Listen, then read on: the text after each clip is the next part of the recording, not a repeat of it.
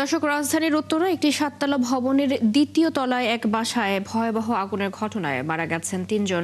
এই মুহূর্তে ঘটনাস্থলে আছেন আমাদের সহকর্মী ভাস্কর ভাদুরী। আমরা যুক্ত হচ্ছি তার সাথে। ভাস্কর, এই অগ্নিকাণ্ড কিভাবে ঘটলো এবং এখন পরিস্থিতি কি দেখছেন, সার্বিক বিষয় আমাদের জানাবেন।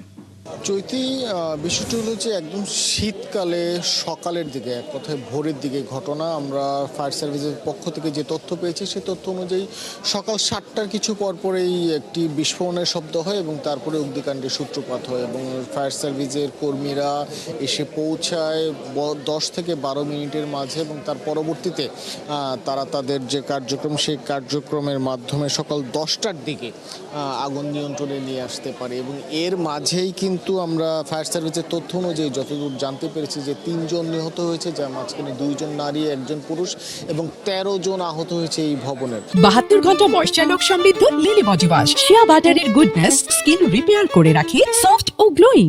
সব মিলিয়ে আগুনের ঘটনা কিন্তু বেশ ভয়াবহ, কারণ রাজধানীর একদম উত্তরাতে প্রাণকেন্দ্রে বলা যায় 3 জন নিহতের ঘটনাটা কিন্তু কোনোভাবেই ছোট নয়। আমরা এখনো স্পষ্ট সবকিছু জেনে উঠতে পারিনি। আমার স্থানীয় যারা রয়েছেন তাদের সাথে যদি কথা বলে হয়তো বা পুরো বিষয়টা একটু ভালোভাবে আমরা বুঝতে পারবো। আপনি তো এই বিল্ডিংয়ের এই এলাকার, কিভাবে আগুনের লাগলো, কি আপনারা জানতে পেরেছেন? সকাল, আমি তো কল্যাণ সমিতি 11 নম্বর সভাপতি। সকালবেলা আমি জানতে পারছি সকাল 7টার দিকে যে আগুন লাগছে।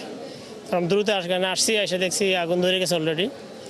সিলিন্ডার বাস্ট হয়ে দোতলায় আগুন লাগছে প্রথমে, যতটুকু শুনছি আমি এসে দেখছি। দ্রুতই ফায়ার সার্ভিস আসছে, কিন্তু ফায়ার সার্ভিস এসে এসএস বারান্দা থাকে না, ভিতরে ঢুকতে পারে না, এই জন্য আগুন নিভাতে সময় লাগছে। পরবর্তীতে শুনছি 3 জন মারা গেছে, আরও অনেকে আহত আছে, মেডিকেল শুনছি।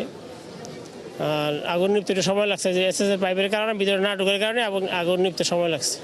যারা মারা গেছেন তারা কোন ফ্ল্যাটের অথবা পরিচয়ের বিষয় আপনারা এই সঠিক জানি না, এই বিল্ডিংয়েরই সবাই। আর এই বিল্ডিংয়ের মালিক জুয়েল মোল্লা, যতটুকু জানি আমরা। আগুনটা লাগছে সিলিন্ডার ব্লাস্ট হয়েছে, দোতলায় সিলিন্ডার ব্লাস্ট হয়েছে। চৈতি, শুনছিলেন যে যারা রয়েছেন স্থানীয় বাসিন্দারা, তারা কিন্তু বলছেন যে আগুনের বিস্ফোরণ হচ্ছে সিলিন্ডার বিস্ফোরণের মাধ্যমে আগুনের কারণ। তবে এই বিষয়টা কিন্তু এখন পর্যন্ত স্পষ্ট নয়।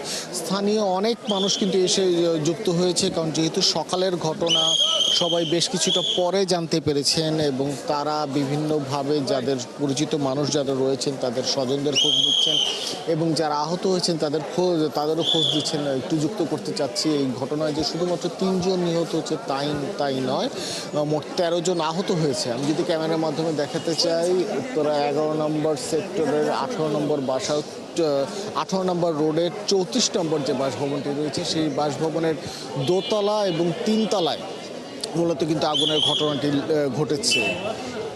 এবং আমরা যতদূর জানতে পেরেছি এটি একটি ডুপ্লেক্স ফ্ল্যাট ছিল এবং সেই ফ্ল্যাটের অর্থাৎ দোতলা এবং 3 তলায় একই পরিবার, সেই পরিবারের সদস্যরাই কিন্তু আক্রান্ত হয়েছে বলে এখন পর্যন্ত আমরা জানতে পেরেছি। তবে তাদের পরিচয় কিন্তু নিশ্চিত হতে এখনও আমরা পারিনি। তবে আরেকটি বিষয় জানিয়ে রাখতে চাচ্ছি চলতেই, যে শুধুমাত্র যারা নিহত হয়েছে তারা নয়, যারা আহত হয়েছেন তারা এই ভবনের কোন কোন ফ্ল্যাটে থাকতেন কিংবা একই সাথে তাদের পরিচয় এখন পর্যন্ত কিন্তু নিশ্চিত হওয়া যায়নি। এবং একই সাথে আদৌ আগুনটি কি সিলিন্ডার বিস্ফোরণের কারণে নাকি বৈদ্যুতিক ত্রুটি কিংবা গিজারের কোনো সমস্যা ছিল কিনা সেই বিষয়ে কিন্তু ফায়ার সার্ভিসের বক্তব্যের পরে আমরা নিশ্চিত হয়ে আপনাদেরকে তথ্যটি জানাতে পারবো। চৈতি, নিশ্চয়ই ভাস্কর, তথ্য জানতে পারলে নিশ্চয়ই আমরা আবারও আপনার সাথে যুক্ত হব। ধন্যবাদ যুক্ত হবার জন্য। রাজধানীর উত্তরায় ভয়াবহ আগুনের ঘটনার খবর জানাচ্ছিলেন সহকর্মী ভাস্কর ভাদুরী।